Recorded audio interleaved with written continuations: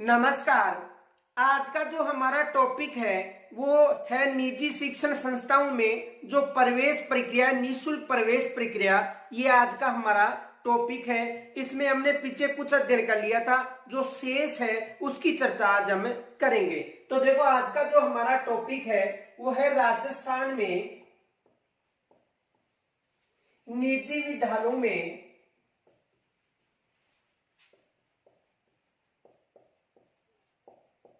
निःशुल्क प्रवेश प्रक्रिया।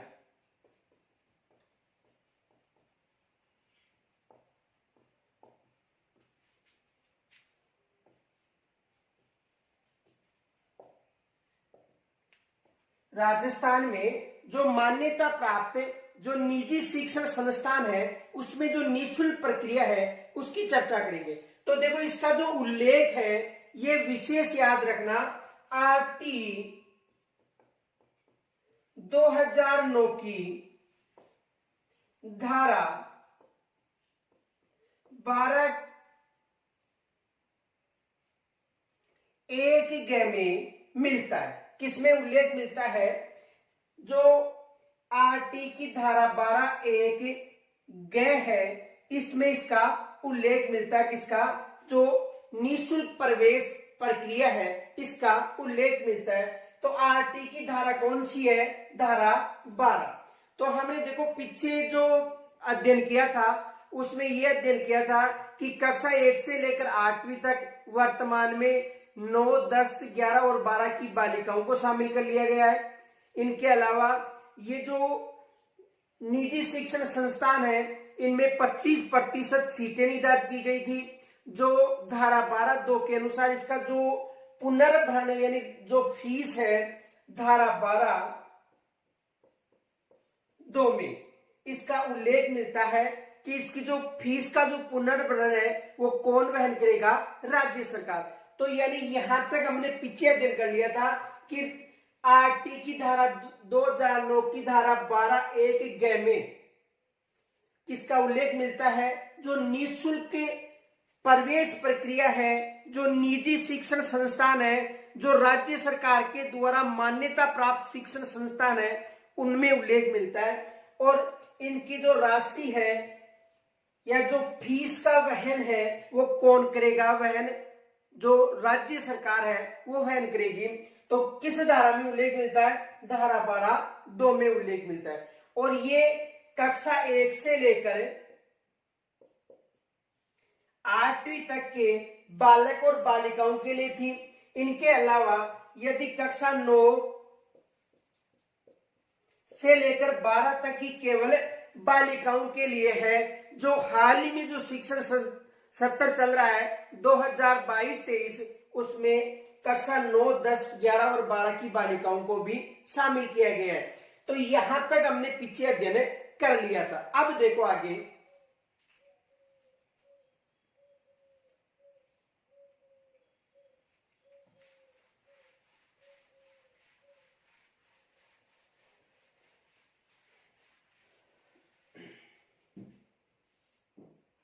देखो निःशुल्क प्रवेश हेतु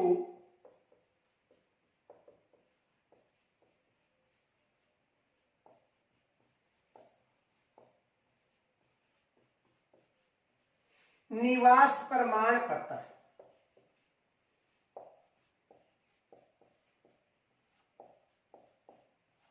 निःशुल्क प्रवेश हेतु निवास प्रमाण पत्र।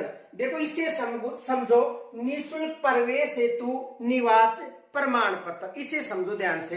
देखो, कोई भी यदि बच्चा जो प्रवेश ले रहा है तो प्रवेश लेने के लिए उसे मूल निवास का जो प्रमाण पत्र है वो जरूरी होता है। कौन सा? मूल निवास प्रमाण पत्र।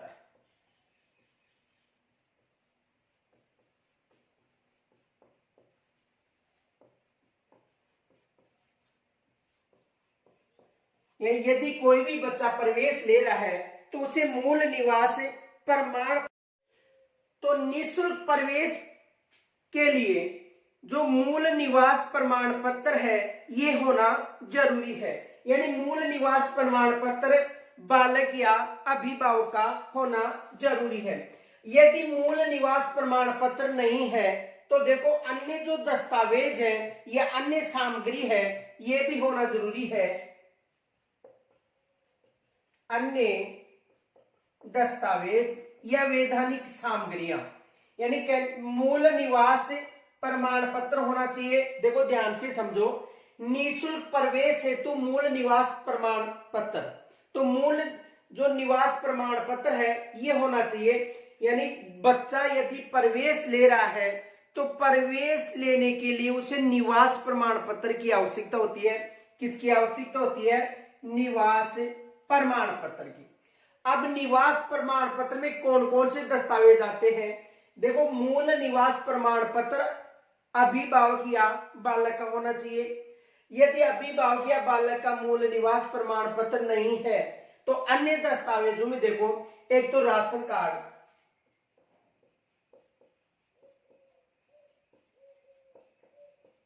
होना चाहिए। यदि उसके पास राशन कार्ड भी नहीं है तो आधार कार्ड होना चाहिए।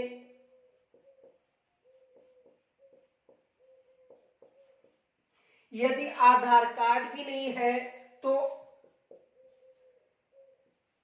मतदान पहचान पत्र है।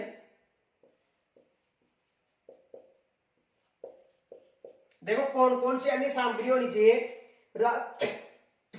राशन कार्ड या आधार कार्ड या मतदान पहचान पत्र। यदि ये भी नहीं है तो ड्राइविंग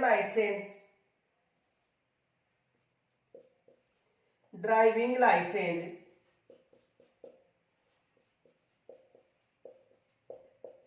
और यदि ये भी नहीं है तो देखो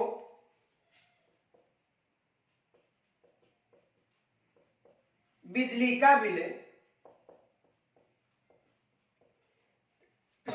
देखो अन्य जो दस्तावेज हैं उनमें राशन कार्ड होना चाहिए।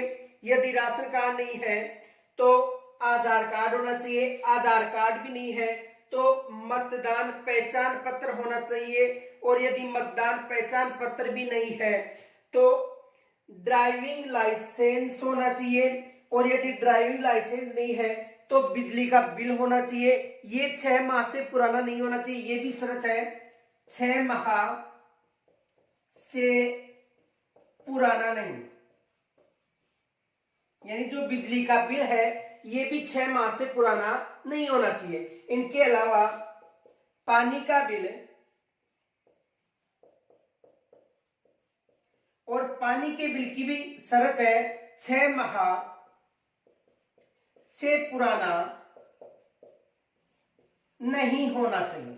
देखो इसे ध्यान से समझो कि यदि कोई बच्चा प्रवेश ले रहा है तो प्रवेश लेते समय उसे निवास प्रमाण पत्र होना जरूरी है। ये निवास प्रमाण पत्र बालक या अभिभावक का होना जरूरी है। किसका? बालक या अभिभावक। देखो बालक या अभिभावक। अब देखो उसमें कौन कौन से जो निवास प्रमाण पत्र हैं जो प्रवेश के लिए जरूरी है। एक तो मूल निवास प्रमाण पत्र, जो निवास प्रमाण पत्र है उनमें एक तो मूल निवास प्रमाण पत्र होना जरूरी है। और यदि मूल निवास प्रमाण पत्र नहीं है तो देखो अन्य दस्तावेजों में एक तो राशन कार्ड में उसका नाम होना चाहिए, या आधार कार्ड अभिभावक या बालक का, मतदान पहचान पत्र अभिभावक का, या ड्राइविंग लाइसेंस होना चाहिए, या बिजली का बिल होना चाहिए, 6 माह से पुराना नहीं होना चाहिए, या पानी का बिल होना चाहिए, ये भी 6 माह से पुराना नहीं होना चाहिए। तो निःशुल्क प्रवेश हेतु जो निवास प्रमाण पत्र है इनमें ये दस्तावेज होने जरूरी है। सबसे पहले जो मूल निवास प्रमाण पत्र है ये तहसीलदार द्वारा मान्य होना चाहिए, यानी कौन सा? मूल निवास प्रमाण पत्र। इनके अलावा अन्य दस्तावेज भी याद रखना, राशन कार्ड, आधार कार्ड, मतदान पहचान पत्र, ड्राइविंग लाइसेंस, बिजली का बिल जो 6 माह से पुराना नहीं होना चाहिए, पानी का बिल जो भी 6 माह से पुराना नहीं होना चाहिए। अब ये जो दस्तावेज है इनमें एक शर्त भी है। ये शर्त है कि इन दस्तावेजों में उस वार्ड या जो ग्राम है उसका उल्लेख होना जरूरी है। ये भी याद रखना कि ये जो प्रवेश के जो निवास जो निःशुल्क प्रवेश तो निवास प्रमाण पत्र है, इनमें ये जितने भी शर्त है ये निवास प्रमाण पत्र है, इनमें उस वार्ड या ग्राम का उल्लेख होना जरूरी है। किनमें? इन दस्तावेजों में। ये भी याद रखना। तो पहले तो यहां तक स्क्रीनशॉट ले सकते हो।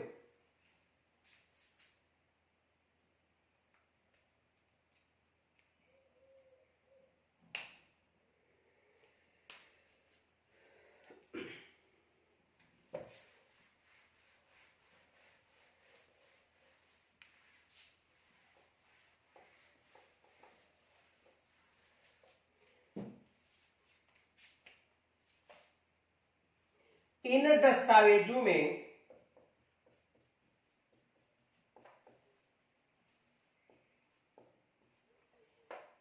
गांव या वार्ड का उल्लेख, देखो इन दस्तावेजों में गांव या वार्ड का उल्लेख स्पष्ट होना चाहिए।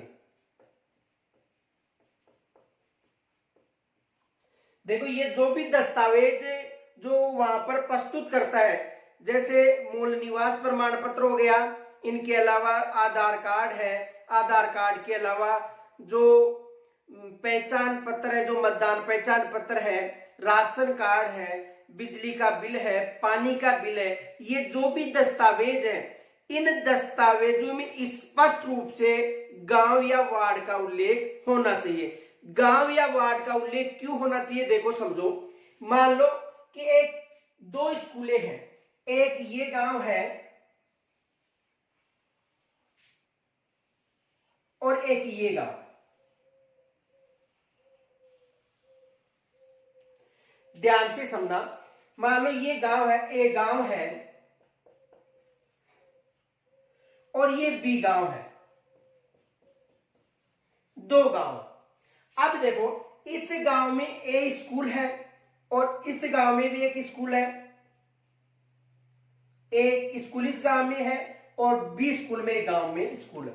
अब देखो यदि जो दस्तावेज वहां पर जो प्रस्तुत किए जाते हैं, यदि उसमें गांव या वार्ड का उल्लेख नहीं होगा, तो देखो यहां पर मान लो इस स्कूल में या इस गांव का जो बच्चा है इस स्कूल में प्रवेश लेने के लिए जाता है, किस स्कूल में? बी स्कूल में, बी गांव की स्कूल में, यानी एक गांव का बालक बी गांव की स्कूल में प्रवेश लेता है, तो यदि जो दस्तावेज है इनमें यदि वार्ड और गांव का उल्लेख नहीं होगा तो यहाँ के बच्चे भी प्रभावित हो सकते, क्योंकि यहाँ के बच्चे कहां पर है? प्रवेश ले रहे हैं बी गांव में, या बी गांव के बच्चे कहां पर प्रवेश ले रहे हैं? ए गांव में। देखो प्रवेश के लिए ये शर्त के पीछे बताया था मैंने आपको कि सबसे पहले वार्ड के बच्चों को महत्व दिया जाता है। सबसे पहले किनको महत्व दिया जाएगा? कि जिस वार्ड में स्कूल है तो पहले उस वार्ड के बच्चों को महत्व दिया जाएगा। फिर यदि इस वार्ड के बच्चों से, यानी सबसे पहले उस वार्ड के बच्चों को महत्व दिया जाएगा। जैसे मान लो कि ये स्कूल इस गांव में है और इस गांव में ये स्कूल है जो वार्ड नंबर 3 में है। किस वार्ड में है? वार्ड नंबर 3 में। तो सबसे पहले वार्ड के बच्चों को महत्व दिया जाएगा, फिर अन्य वार्डों को महत्व दिया जाएगा, उसके बाद संपूर्ण गांव को महत्व। और यदि किसी भी क्षेत्र में जो 2 या 1 से अधिक जो गांव है और उनमें संयुक्त रूप से एक ही स्कूल है तो पहले उन गांव के बच्चों को वरीयता दी जाएगी, फिर पड़ोस के जो गांव है उनको वरीयता दी जाएगी। इसलिए जो दस्तावेज है इनमें वार्ड व गांव का नाम होना जरूरी है। एक बार दोबारा समझो, ध्यान से देखो कि जो भी दस्तावेज हैं, दस्तावेज बालक के हो या अभिभावक के, जो भी दस्तावेज वहां पर प्रस्तुत किए जा रहे हैं बालक या अभिभावक के, उनमें स्पष्ट रूप से वार्ड का नाम होना चाहिए, या गांव का नाम होना चाहिए। इसलिए होना चाहिए देखो कि एक स्कूल ए गांव में है और बी गांव में, यदि वहां पर वार्ड का और कोई गांव का उल्लेख नहीं होगा तो इस गांव के बच्चे यहां पर प्रवेश लेकर इस गांव के बच्चों को प्रभावित कर सकते हैं। इसलिए ये शर्त रखी गई है। आ गया होगा समझ में कि यदि दस्तावेजों में गांव और वार्ड का उल्लेख नहीं होगा तो इस गांव के बच्चे या इस गांव के बच्चे इस गांव में प्रवेश लेकर यहां के बच्चों को प्रभावित कर सकते हैं। यहां तक समझ में आ गया। अब वार्ड का मतलब है कि यदि इस गांव में वार्ड नंबर 3 है तो सबसे पहले किस वार्ड के बच्चों को महत्व दिया जाएगा? वार्ड नंबर 3 के बच्चों को। देखो इसे समझो।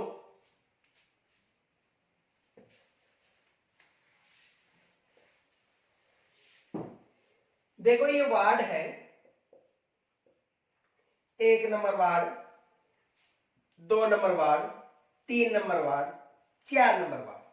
यहां तक इसे ध्यान से समझो। वार्ड की बात करें, अब देखो 1 नंबर वार्ड में एक स्कूल है, ठीक है, बी में स्कूल नहीं है, और 3 नंबर वार्ड में भी स्कूल है, ठीक है, और एक 4 नंबर वार्ड में स्कूल है। अब देखो या इसमें भी यानी 2 नंबर वार्ड में भी स्कूल है। अब देखो ध्यान से समझो, ए वार्ड में स्कूल होगी, बी में हो गई, 3 नंबर में भी होगी, और 4 नंबर, इन चारों वार्डों में एक गांव में 4 वार्ड और 4 में स्कूल है। अब ध्यान से समझो, यदि वार्ड का उल्लेख नहीं होगा जो दस्तावेज है, तो मानो कि इस वार्ड में जो निःशुल्क की जो शर्त है उस शर्त के अनुसार इस गांव के बच्चे, इस वार्ड के बच्चे इस स्कूल में प्रवेश लेते हैं। यदि देखो ध्यान से समझो, वार्ड का उल्लेख क्यों जरूरी है? जैसे मान लो 1 नंबर वार्ड में भी स्कूल है, 2 नंबर वार्ड में भी स्कूल है, 3 नंबर वार्ड में भी स्कूल है, और 4 नंबर वार्ड में भी स्कूल है। यहां तक समझ में आ गया होगा। अब देखो, यदि इस वार्ड के बच्चे इस वार्ड की स्कूल में प्रवेश लेते हैं, जैसे मान लो एक वार्ड के बच्चे जो भी उस कैटेगरी में शामिल हैं वो 2 नंबर वार्ड की स्कूल में प्रवेश लेते हैं, तो यहाँ के बच्चों को क्या करेंगे? प्रभावित करेंगे। उदाहरण के लिए देखो यहां पर 40 बच्चे हैं, जिनमें 30 बच्चे जो नॉन आरटी के हैं और 10 बच्चे आरटी के हैं, यानी 10 बच्चे निःशुल्क प्रवेश वाले हैं और बाकी 30 बच्चे सामान्य हैं। ध्यान से समझो। तो बी स्कूल की बात करें, 2 नंबर स्कूल की बात करें, 2 नंबर वार्ड में जो स्कूल है, अब यहां पर इस वार्ड में 10 बच्चे और 30 बच्चे हैं। अब यहां के जो बच्चे यहां पर चले जाएंगे तो इस स्कूल के बच्चे या इस वार्ड के बच्चे क्या होंगे? प्रभावित होंगे। क्यों होंगे? क्योंकि यहां पर 10 निःशुल्क बच्चे थे और 30 सामान्य। अब यहाँ के जो शर्त के अनुसार और बच्चे यहाँ पर चले गए तो यहाँ पर लॉटरी सिस्टम होगा। लॉटरी सिस्टम होगा तो यहाँ के बच्चे क्या होंगे? प्रभावित होंगे। तो ध्यान से समझना कि कहने का मतलब यदि वार्ड होगी, इस वार्ड के बच्चे यहाँ पर जाएंगे प्रवेश लेने के लिए, और जो भी दस्तावेज है उसमें ये उल्लेख मिलेगा कि ये वार्ड नंबर 1 का है, तो पहले इस वार्ड के बच्चों को वरीयता दी जाएगी। और यहां पर यदि वो जो शर्त है उसके अनुसार 10 से प्लस 30 बच्चे पूर्ण हो चुके तो इस वार्ड के बच्चों को वहां पर निःशुल्क प्रवेश नहीं दिया जाएगा। यदि यहां पर 2 बच्चे शेष रह गए फिर इस वार्ड के बच्चे या इस वार्ड के या इस वार्ड के बच्चों को प्रवेश दिया जा सकता है। तो समझ में आ गया होगा कि सबसे पहले वार्ड के बच्चों को महत्व दिया जाता है। वार्ड के बच्चों जिस स्कूल में वार्ड है, फिर उसके बाद में अन्य वार्ड के बच्चों को महत्व दिया जाएगा, फिर उसके बाद में जो गांव है उसके अन्य गांव को महत्व दिया जाएगा। और जो भी दस्तावेज वहां पर प्रस्तुत किए जाते हैं उनमें वार्ड और गांव का नाम स्पष्ट होना चाहिए। समझ में आ गया होगा। एक बार दोबारा समझ लो क्योंकि यहां से प्रश्न बन सकता है। देखो 1 नंबर वार्ड में स्कूल, 2 नंबर वार्ड में, 3 नंबर वार्ड में और 4 नंबर वार्ड में। यदि 1 नंबर वार्ड का बच्चा यहाँ पर प्रवेश लेता है 2 नंबर वार्ड की स्कूल में और उस दस्तावेज पर वार्ड नंबर उल्लेखित है, उसमें मिलेगा वार्ड नंबर 1, तो सबसे पहले वार्ड नंबर 2 के बच्चों को वरीयता दी जाएगी। उसके बाद 1, 3 और 4 नंबर की वार्ड के बच्चों को वरीयता दी जाएगी। इसलिए जो भी निवास प्रमाण पत्र है उसमें वार्ड तथा गांव का स्पष्ट उल्लेख होना चाहिए। यहां तक समझ में आ गया होगा। तो देखो, इन दस्तावेजों में गांव या वार्ड का उल्लेख स्पष्ट होना चाहिए। आगे देखो, यहां तक स्क्रीनशॉट ले सकते हो।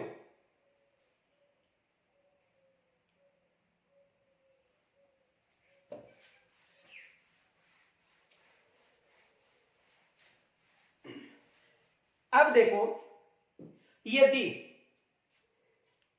कोई भी जो परिसीमन हो गया चुनाव के समय और परिसीमन के दौरान यदि जो वार्ड है वो परिवर्तित हो जाती है तो उसके लिए जो भी वार्ड पंच हो गया, सरपंच है या बीएलओ हो गया, उनके द्वारा एक दस्तावेज ले जाकर उस स्कूल में देना होगा। समझ में आ गया होगा। देखो,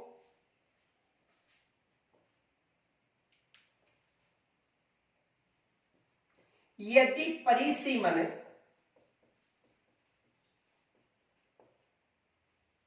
के कारण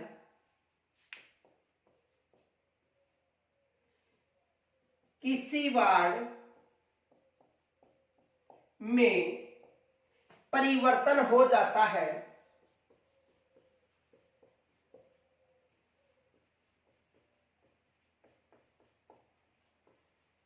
यानी परिसीमन के कारण किसी वार्ड में परिवर्तन हो जाता है तो संबंधित सरपंच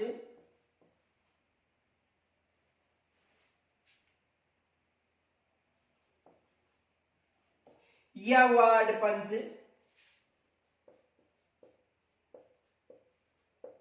या बीएलओ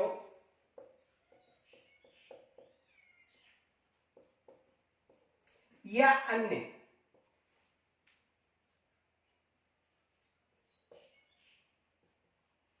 किसी भी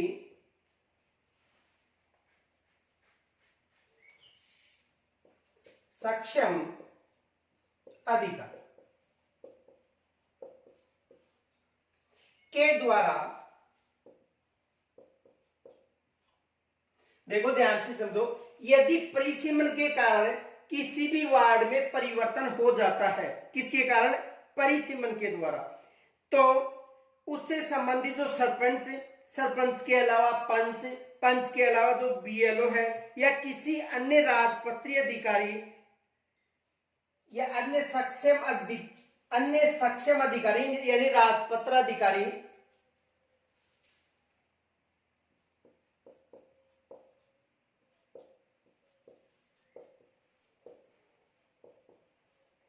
के द्वारा मान्य दस्तावेज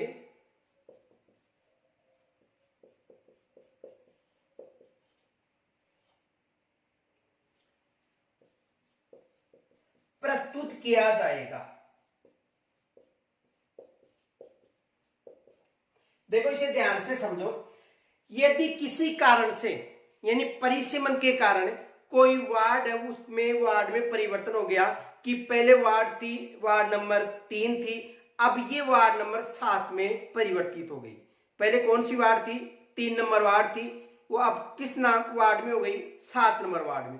और यदि उसमें परिवर्तन नहीं हुआ, जो दस्तावेज प्रस्तुत कर रहा है, तो उसके लिए या तो उसे सरपंच से लिखवाना होगा, इनके अलावा वार्ड पंच, बीएलओ या अन्य किसी भी सक्षम अधिकारी यानी राजपत्र अधिकारी के द्वारा मान्य दस्तावेज प्रस्तुत किया जाएगा। समझ में आ गया होगा। यदि किसी वार्ड में परिवर्तन हो जाता है तब की शर्त है, तो याद रखना विशेष यहां से एग्जाम में प्रश्न बन सकता है। यानी निःशुल्क प्रवेश हेतु निवास प्रमाण पत्र की बात करें तो निःशुल्क प्रवेश हेतु निवास प्रमाण पत्र में एक तो मूल निवास प्रमाण पत्र होना चाहिए जो तहसीलदार द्वारा मान्य होता है। इसके अलावा यदि मूल निवास प्रमाण पत्र बालक या अभिभावक का नहीं है तो अन्य दस्तावेज होनी चाहिए। दस्तावेज कौन से होंगे? पहचान पत्र, जो आधार कार्ड हो गया, मतदान पहचान पत्र हो गया, राशन कार्ड हो गया, राशन कार्ड नहीं है तो बिजली का बिल जो 6 माह से पुराना नहीं होना चाहिए, या बिजली का बिल नहीं तो पानी का बिल जो भी 6 माह से पुराना नहीं होना चाहिए। और उसमें स्पष्ट रूप से वार्ड या गांव का नाम उल्लेख होना जरूरी है। ये याद रखना, वार्ड या गांव का नाम उल्लेख होना जरूरी है, क्योंकि सबसे पहले वार्ड के बच्चों को महत्व दिया जाता है, फिर अन्य वार्ड के बच्चे उनको महत्व दिया जाएगा प्रवेश के समय, और उसके बाद में जो पास में जो गांव है उनके बच्चों को महत्व दिया जाएगा। यहां तक समझ में आ गया होगा कि प्रवेश के लिए जो निःशुल्क प्रवेश प्रक्रिया है उसमें सबसे पहले वार्ड के बच्चों को महत्व दिया जाता है, उसके बाद में अन्य वार्ड के बच्चों को महत्व दिया जाएगा, और उसके बाद में गांव के बच्चे जो अन्य गांव के जो संपर्क पड़ोस में गांव है उनके बच्चों को प्रवेश के लिए वरीयता दी जाएगी। और उसमें देखो, यदि जो भी दस्तावेज प्रस्तुत किए जा रहे हैं यदि उसमें वार्ड और गांव का नाम उल्लेख नहीं है तो संबंधित जो अधिकारी हैं उनके द्वारा वहां पर प्रस्तुत किया जाएगा। कौन कौन हो गए? सरपंच हो गया, वार्ड पंच हो गया, बीएलओ हो गया, या अन्य कोई सक्षम अधिकारी जैसे राजपत्र अधिकारी के द्वारा मान्य दस्तावेज प्रस्तुत किया जाना जरूरी है। तो यहां तक समझ में आ गया होगा। तो यहां तक समझ में आ गया तो स्क्रीनशॉट ले लो।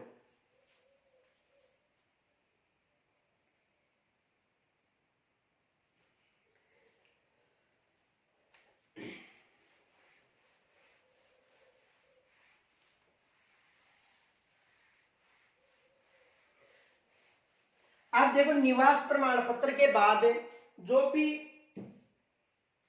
दुर्लभ वर्ग और असुविधाग्रस्त जो बालक है उनको भी प्रमाण पत्र प्रस्तुत करना होता है।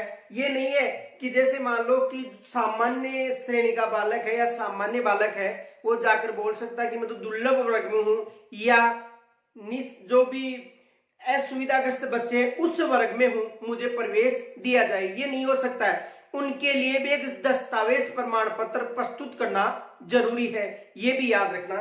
तो देखो, प्रवेश के लिए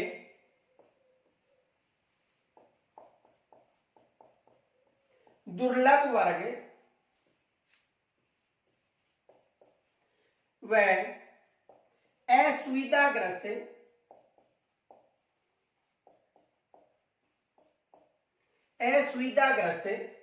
बालकों को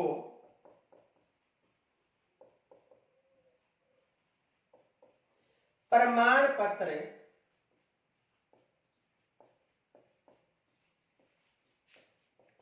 प्रस्तुत करना होता है।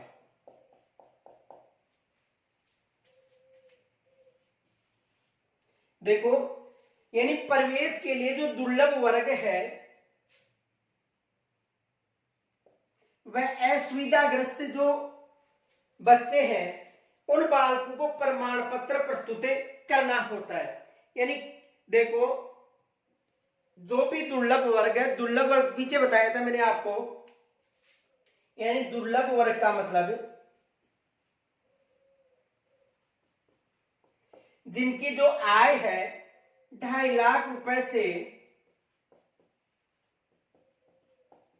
अधिक न हो, यानी दुर्लभ वर्ग का मतलब जिनकी आय 2.5 लाख रुपए से अधिक नहीं हो। असुविधाग्रस्त का मतलब है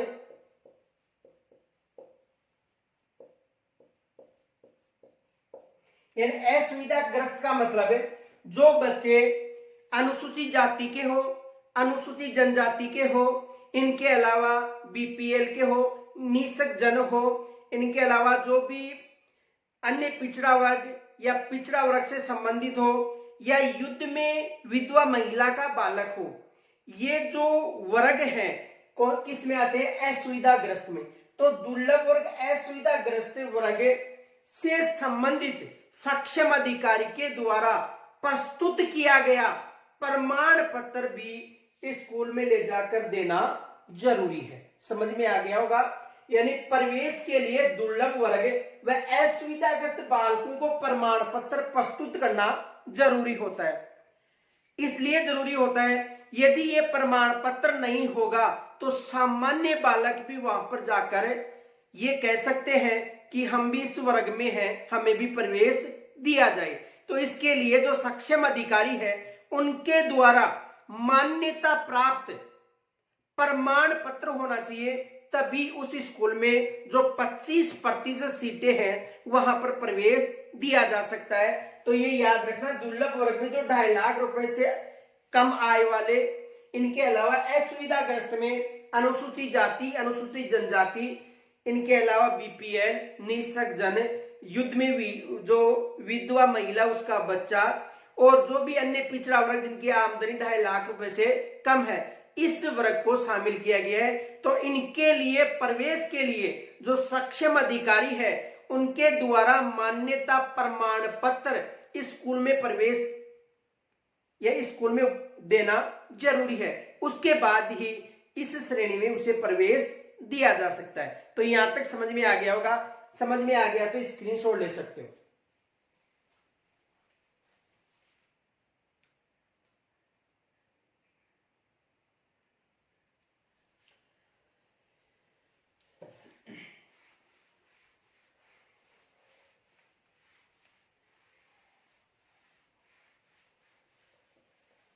अब देखो, निःशुल्क प्रवेश हेतु आयु का सबूत भी होना जरूरी है। तो देखो,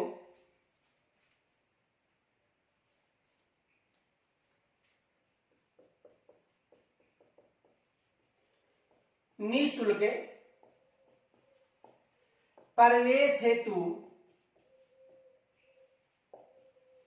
आयु संबंधी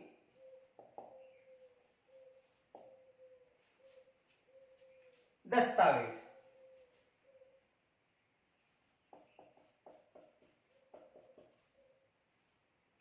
देखो, यानी निःशुल्क प्रवेश हेतु आयु संबंधित दस्तावेज भी प्रस्तुत करना जरूरी है। तो इसमें देखो, जिसमें उसकी आयु का उल्लेख हो। पीछे बताया था मैंने आपको कि जो निःशुल्क जो प्रवेश है निजी शिक्षण संस्थानों में, वैसे सरकारी स्कूल में तो प्रवेश निःशुल्क ही है, लेकिन निजी शिक्षण संस्थानों में जो निःशुल्क प्रवेश है उसके लिए मैंने आपको आयु बताई थी। आयु सीमा थी 5 वर्ष से अधिक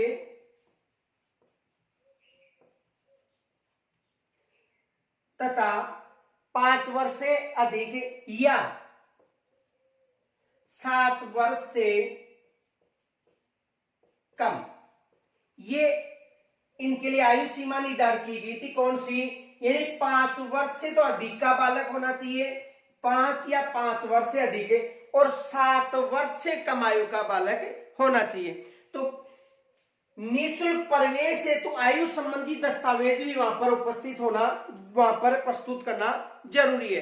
अब देखो, निःशुल्क प्रवेश है तो या तो जन्म प्रमाण पत्र होगा, जन्म प्रमाण पत्र, और जन्म प्रमाण पत्र में जो आयु सीमा लिखी है वो ही मान्य होगी। देखो, प्रवेश के लिए जन्म प्रमाण पत्र होना जरूरी है। अब देखो, यदि जन्म प्रमाण पत्र नहीं है, यदि जन्म प्रमाण पत्र नहीं है तो उस समय देखो, सबसे पहली शर्त तो कौन सी है? जन्म प्रमाण पत्र की। यदि जन्म प्रमाण पत्र नहीं है तो अन्य दस्तावेज। अन्य में देखो, यदि कोई बच्चा है उसके पास जन्म प्रमाण पत्र नहीं है तो सबसे पहले तो देखो, उस बच्चे का जन्म हो सकता है घर पे हुआ हो। तो यदि घर पे उस बच्चे का जन्म हुआ है तो दाई की रिपोर्ट होनी चाहिए। देखो, दाई यानी एएनएम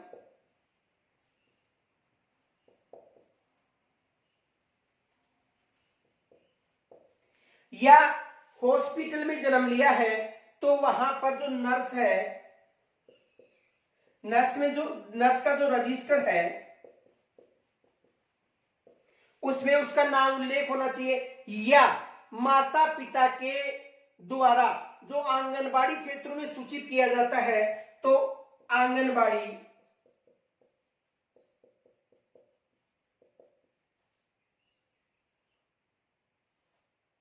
की रिपोर्ट के आधार पर। देखो ध्यान से समझो कि निःशुल्क प्रवेश हेतु आयु संबंधी दस्तावेज देना भी जरूरी है। इसके लिए देखो आयु सीमा 5 वर्ष से अधिक नहीं होनी चाहिए, सॉरी 5 वर्ष से अधिक और 7 वर्ष से कम, यानी 5 वर्ष से लेकर 7 वर्ष तक का बच्चा होना चाहिए। यहां तक समझ में आ गया होगा। अब देखो इसके लिए जो जन्म प्रमाण पत्र प्रस्तुत किया जाता है, इसमें जो तिथि है, जो आयु सीमा उस बच्चे की उल्लेखित है वो ही मान्य होगी। ये याद रखना कि इसमें जिस बच्चे की जो भी आयु सीमा उल्लेखित है वो ही मान्य होगी। अब यदि किसी बच्चे के पास जो जन्म प्रमाण पत्र नहीं है तो देखो अन्य दो दस्तावेज उनके आधार पर प्रवेश दिया जाएगा। दाई यानी एएनएम की रिपोर्ट पर यदि कोई बच्चा घर पर जन्म लेता है तो, या नर्स जो भी रजिस्टर है हॉस्पिटल में उसके आधार पर, या आंगनबाड़ी में भी जो उसकी रिपोर्ट है उसके आधार पर। अब उसको इनके आधार पर प्रवेश तो दे दिया जाएगा, यानी इनके आधार पर उस बच्चे को प्रवेश से तो मना नहीं किया जाएगा, लेकिन शर्त है उसके बाद उसे ये दस्तावेज स्कूल में प्रस्तुत करना जरूरी है। कौन सा? जन्म प्रमाण पत्र। यहां तक समझ में आ गया होगा। ध्यान से समझो, दोबारा देखो, निःशुल्क प्रवेश है तो आयु सीमा संबंधी दस्तावेज अधिक, जो आयु है 5 वर्ष से अधिक का और या 7 वर्ष से कम, 5 वर्ष से अधिक 7 वर्ष से कम का बालक होना चाहिए। आयु संबंधी दस्तावेज जन्म प्रमाण पत्र जिसमें जो तिथि उल्लेखित है वो ही मानी जाएगी।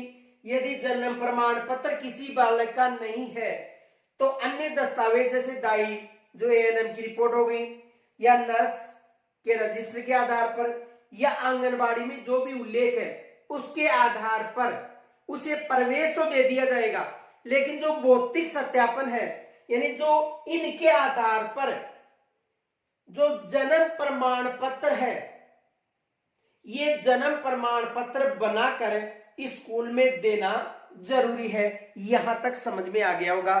तो समझ में आ गया तो स्क्रीनशॉट ले सकते हो।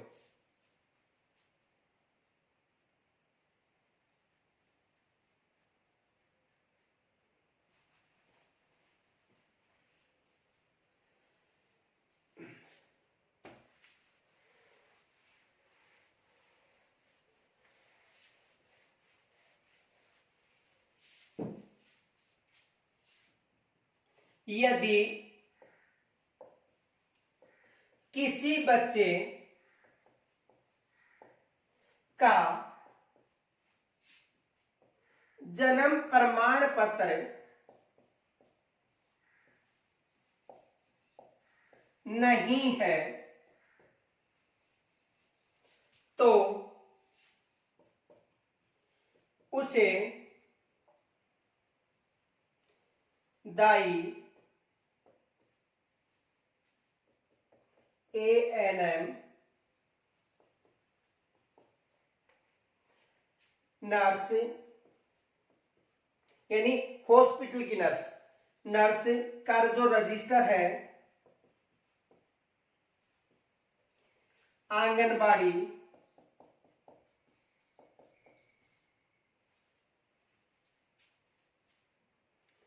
या आधार कार्ड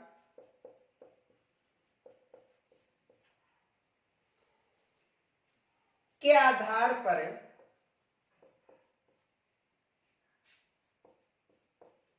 प्रवेश दिया जाएगा।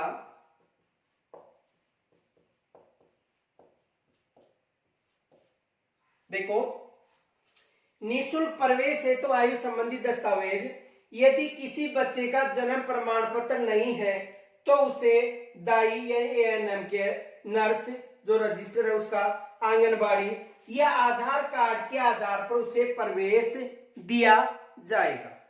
आगे देखो,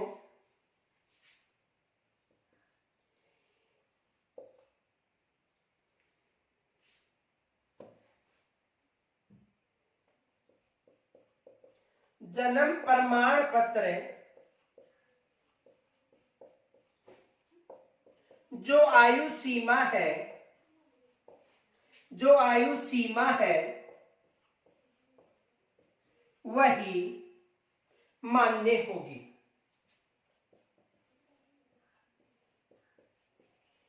यानी जो जन्म प्रमाण पत्र में जो आयु सीमा है वो ही बालक की मान्य होगी। आगे देखो, यदि अन्य दस्तावेजों से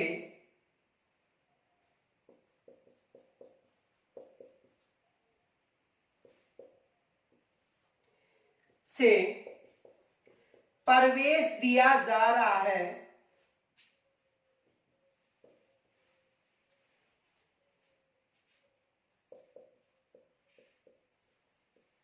तो उसे बाद में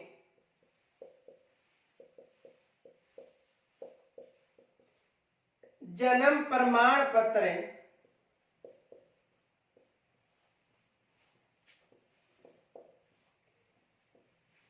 स्कूल में देना अनिवार्य है।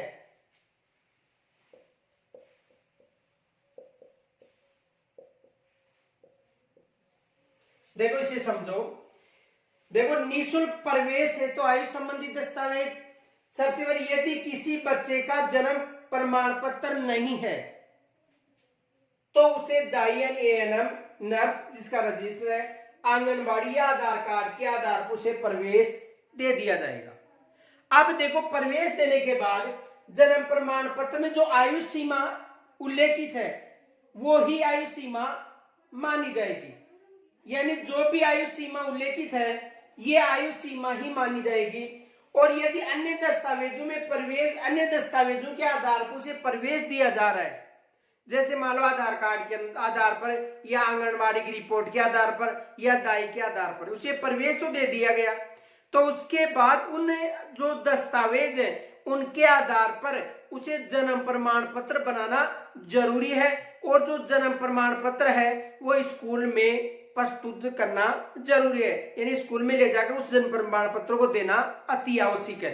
उसके आधार पर उसे ये मान्यता मिलेगी निःशुल्क प्रवेश की। तो यहां तक समझ में आ गया होगा, स्क्रीनशॉट ले सकते हो।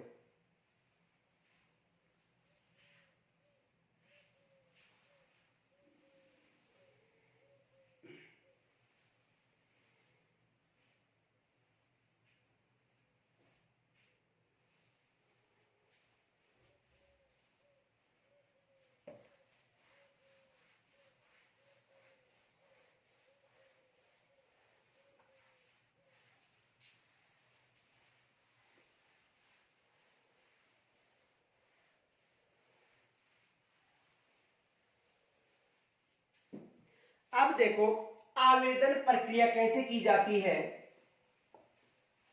आवेदन प्रक्रिया, देखो आवेदन जो प्रक्रिया है कैसे की जाती है इसे समझो। यानी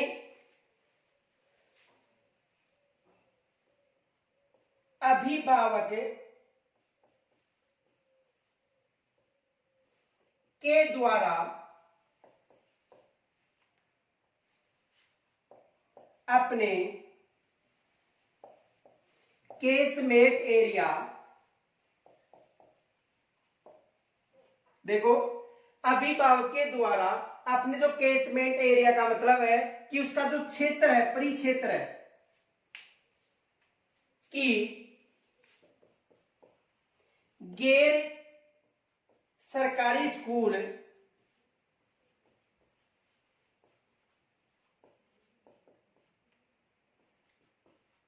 प्रवेश, देखो अभिभावक के द्वारा जो अपना कैचमेंट एरिया है उसमें जो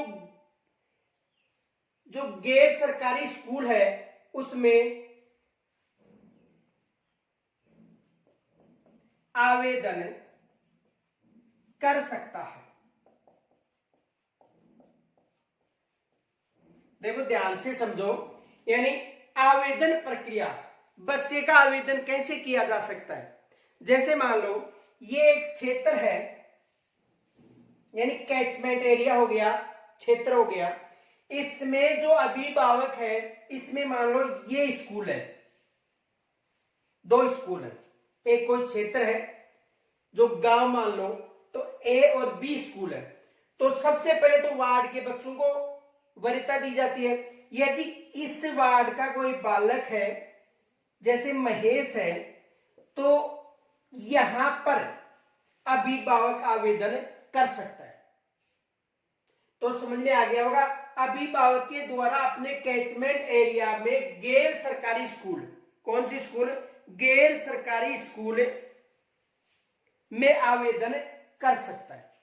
अब देखो, आवेदन या तो कंप्यूटर के द्वारा ऑनलाइन किया जा सकता है, या मोबाइल ऐप के द्वारा भी डाउनलोड करके, मोबाइल जो गूगल ऐप है उस पे जो गैर जो शिक्षण संस्थान का ऐप है उसे डाउनलोड करके वो मोबाइल के द्वारा भी आवेदन कर सकता है। समझ में आ गया होगा। देखो, अभिभावक के द्वारा अपने कैचमेंट एरिया की गैर सरकारी स्कूल में आवेदन कर सकता है। अब देखो उसके लिए शर्त क्या है, इसे समझो। जैसे मान लो कि कोई भी जो अभिभावक है अपने बालक का जो आवेदन कर रहा है, तो उसमें शर्त है, यदि किसी भी क्षेत्र में बालकों की, देखो मान लो ये ए स्कूल है, ये ए स्कूल में केवल लड़के पढ़ते हैं, इस ए स्कूल में केवल लड़के पढ़ते हैं, और ये बी स्कूल है, इसमें केवल लड़कियां पढ़ती हैं। इसे ध्यान से समझो। देखो,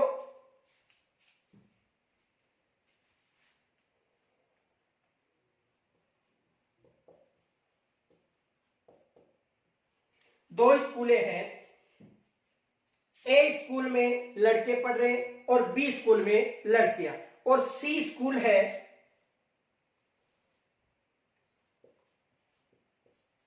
लड़के व लड़कियां।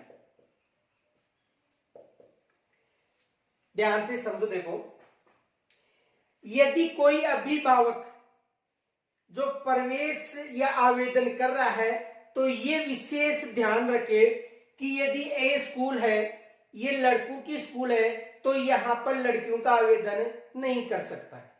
दूसरा, यदि बी स्कूल लड़कियों की स्कूल है, गर्ल्स स्कूल है, तो यहां पर लड़कों का आवेदन नहीं किया जा सकता है। और यदि ए और जो सी में लड़के और लड़कियों की स्कूल है, तो यहां पर आवेदन किया जा सकता है। समझ में आ गया होगा। यदि उस क्षेत्र में लड़कों की स्कूल है तो लड़कों का आवेदन किया जा सकता है, यदि लड़कियों की स्कूल है तो लड़कियों का आवेदन किया जा सकता है, यदि लड़का व लड़कियों की दोनों की स्कूल है तो यहां पर आवेदन किया जा सकता है। समझ में आ गया होगा।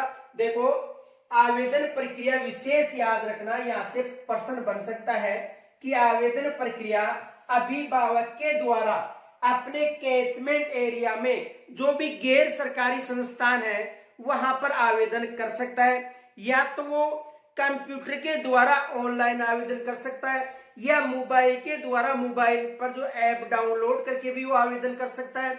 उसके लिए देखो एक शर्त है, यदि उस कैचमेंट एरिया में लड़कों की स्कूल है तो वहां पर केवल लड़कों को ही प्रवेश दिया जाएगा, और यदि लड़कियों की स्कूल है तो वहां पर लड़कियों के लिए प्रवेश दिया जाएगा, और यदि दोनों की लड़का व लड़कियों की स्कूल है तो वहां पर आवेदन दोनों का किया जा सकता है। ये याद रखना कि प्रश्न बन सकता है कि एक कैचमेंट एरिया में अभिभावक आवेदन करना चाहता है और वह स्कूल केवल लड़कियों की है, तो बताओ वह अपने लड़के का आवेदन कर सकता है या नहीं।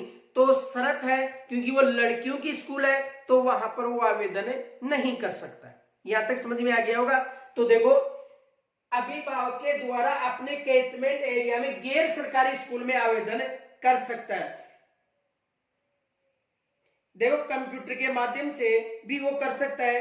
प्राइवेट स्कूल वेब पोर्टल के द्वारा कंप्यूटर के माध्यम से यदि पूछा जाए तो देखो याद रखना, कंप्यूटर के द्वारा भी आवेदन किया जा सकता है और मोबाइल के लिए भी कंप्यूटर के द्वारा जो भी प्राइवेट शिक्षण पोर्टल है वहां पर जाकर आवेदन किया जा सकता है और मोबाइल पर भी गूगल ऐप के द्वारा ऐप डाउनलोड करके आवेदन किया जा सकता है। यहां तक समझ में आ गया होगा तो स्क्रीनशॉट ले सकते हो।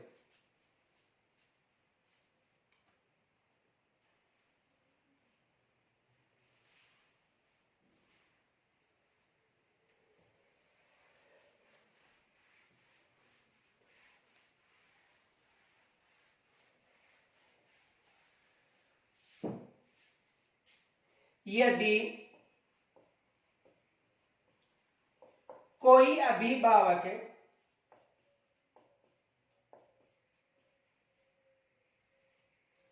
आवेदन कर रहा है तो वह विशेष ध्यान रखे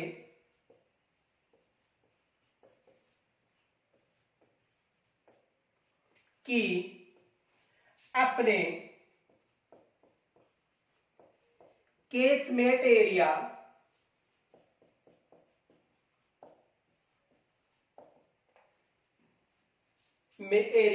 में उस बालक या बालिका से संबंधित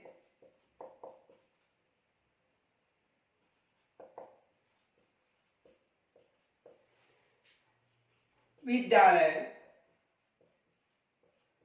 होना जरूरी है।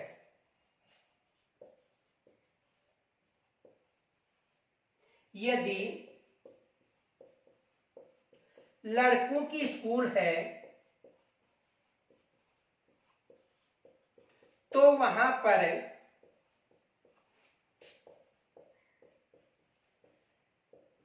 लड़कों का आवेदन किया जा सकता है।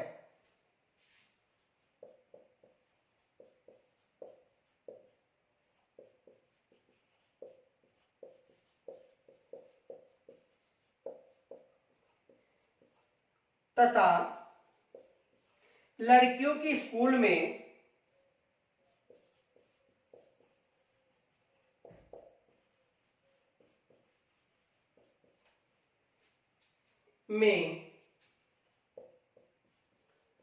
लड़कियों का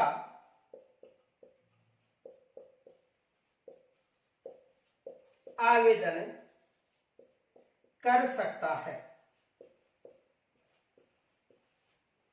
देखो यदि कोई अभिभावक आवेदन कर रहा है तो वह विशेष ध्यान रखे कि अपने कैचमेंट एरिया में उस बालक या बालिका से संबंधित विद्यालय होना जरूरी है। यदि लड़कों की स्कूल है तो वहां पर लड़कों का आवेदन किया जा सकता है और यदि लड़कियों की स्कूल है तो वहां पर लड़कियों का आवेदन किया जा सकता है। यह शर्त विशेष याद रखना। और यदि कंप्यूटर के द्वारा वो प्रवेश लेना चाहता है तो private school web portal, private school web portal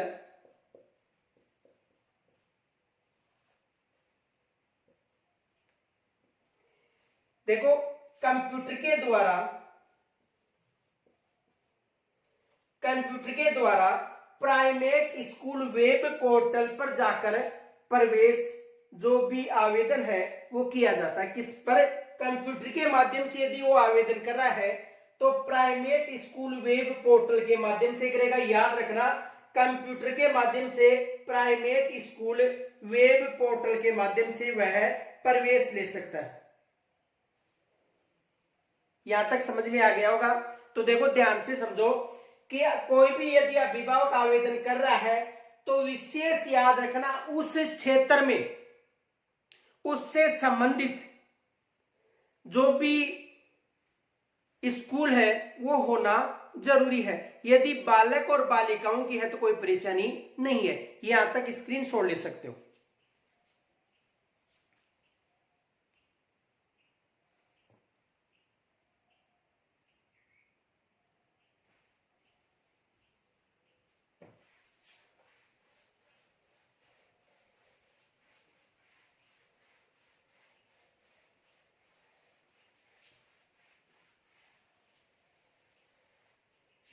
और यदि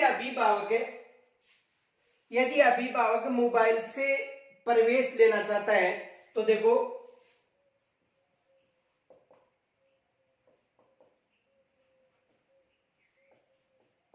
गूगल प्ले स्टोर से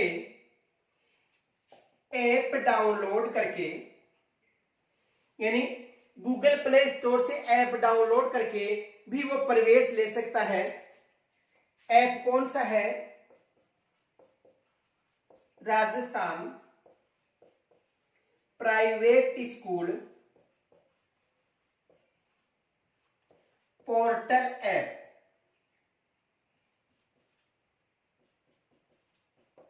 ये डाउनलोड करके भी वो ऑनलाइन आवेदन कर सकता है। तो देखो, गूगल प्ले स्टोर पर ऐप डाउनलोड करके भी बच्चे का प्रवेश लिया जा सकता है। अब देखो, इनके अलावा आवेदन करते समय जो भी अभिभावक है उसे एक छूट दी जाती है कि वो अधिक से अधिक 5 स्कूलों में आवेदन कर सकता है। कितने स्कूलों में आवेदन कर सकता है? 5 स्कूल में। सबसे पहले वार्ड की स्कूल, उसके बाद अन्य वार्ड की स्कूल, गांव या जो पास में सीमावर्ती गांव है उनमें अधिक से अधिक 5 स्कूलों में वो आवेदन कर सकता है ऑनलाइन। कितने स्कूलों में? 5 स्कूलों में। ये याद रखना। देखो, अभिभावक नोट, अभिभावक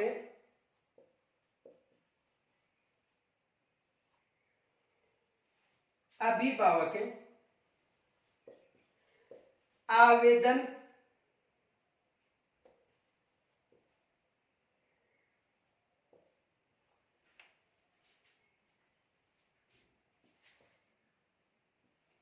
अधिकतम 5 स्कूलों में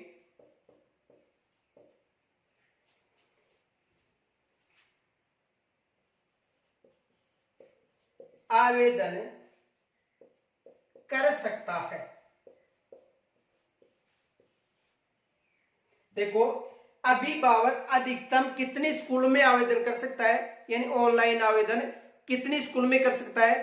5 स्कूलों में। उसके बाद उसे क्रम के अनुसार वरीयता दी जाएगी। और यदि उनमें से किसी भी स्कूल में, यदि जैसे मान लो लॉटरी सिस्टम से भी यदि उसका प्रवेश नहीं होता है तो प्रवेश से वंचित भी रह सकता है। केवल किसे जो निःशुल्क प्रवेश है उससे वंचित रह सकता है। वैसे प्रवेश से वंचित नहीं होगा, केवल निःशुल्क। तो एक अभिभावक यदि कंप्यूटर के द्वारा या मोबाइल ऐप के द्वारा ऑनलाइन आवेदन कर रहा है तो उसे एक विशेष छूट दी जाती है कि वो 5 स्कूलों में आवेदन कर सकता है। ये याद रखना, प्रश्न पूछा जा सकता है कि निःशुल्क प्रवेश हेतु एक अभिभावक ऑनलाइन आवेदन कर रहा है तो वो अधिकतम कितनी स्कूलों में आवेदन कर सकता है? याद रखना, 5 स्कूलों में अधिकतम आवेदन कर सकता है। एक और दूसरी विशेष याद रखना कि यदि कोई अभिभावक एक बार आवेदन कर चुका है, पुनः आवेदन नहीं कर सकता है। ये याद रखना, वो मान्य नहीं होगा। यदि एक बार कोई आवेदन कर चुका है उसके बाद में यदि वो दोबारा आवेदन करना चाहता है तो वो मान्य नहीं होगा। ये फैक्ट याद रखना। पहले तो यहां तक स्क्रीनशॉट ले सकते हो।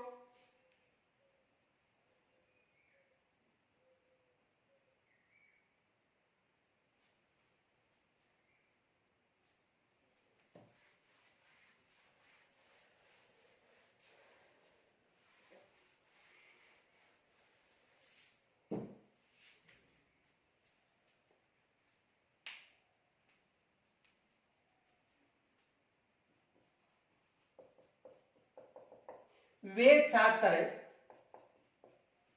जो आरटी के तहत एक बार प्रवेश ले चुका है,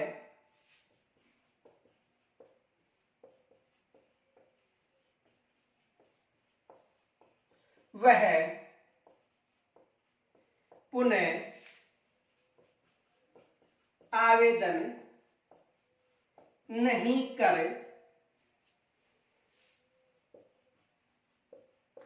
सकता है। वे छात्र जो आरटी के तहत एक बार प्रवेश ले चुका है वो पुनः आवेदन नहीं कर सकता है। यानी एक बार यदि आरटी के तहत कोई बच्चा आवेदन कर चुका, प्रवेश ले चुका है, यानी कोई भी बच्चा प्रवेश ले लिया प्रथम क्लास में, उसके बाद में ये पुनः प्रवेश लेना चाहता है तो पुनः आवेदन नहीं कर सकता है। ये याद रखना, वे छात्र जो आरटी के तहत एक बार प्रवेश ले चुका है वो पुनः आवेदन नहीं कर सकता है, ये याद रखना। तो यहां तक यदि आपको कोई समस्या हो तो मुझे कमेंट्स के द्वारा जरूर बताना। इनके अलावा जो निःशुल्क जो प्रवेश प्रक्रिया निजी शिक्षण संस्थानों में, ये टॉपिक आज समाप्त हो चुका है। और कल जो हमारा नया जो टॉपिक चल रहा था राष्ट्रीय शिक्षा नीति राजस्थान के परिप्रेक्ष्य में, उसका जो शेष 2 पार्ट रह चुके हैं। कई बच्चे कमेंट्स भी कर रहे हैं कि सर जी ये पूरा हो गया नहीं पूरा, अभी तो उसकी रूपरेखा ही है सामने। अभी तो राजस्थान में जो संशोधन हुए हैं, जो भी संशोधन किए हैं राज्य सरकार के द्वारा, उनके कम से कम 2 या 3 वीडियो शेष हैं, जो कल से आपको जो राष्ट्रीय शिक्षा नीति राजस्थान के परिप्रेक्ष्य में आपको नया वीडियो मिल जाएगा। आप सभी से निवेदन है कि यदि आप चाहें तो जो निजी शिक्षण संस्थान जो प्रवेश है इसके यदि प्रश्न करवाने हैं तो आप कमेंट्स के द्वारा बता सकते हो, तो मैं आपको प्रश्न भी हल करवा सकता हूं यहाँ पर। अन्यथा जो सोमवार या संडे को जो नया टॉपिक चल रहा था जो राष्ट्रीय शिक्षा नीति राजस्थान के परिप्रेक्ष्य में, उसका जो वीडियो है उसका अध्ययन करेंगे। तो यहां तक यदि कोई समस्या हो तो कमेंट्स के द्वारा मुझे जरूर बताना। और आप सभी से निवेदन है कि इस वीडियो को अपने जो साथी हैं वहां पर शेयर किया करो ताकि हमें मोटिवेशन मिलता रहे।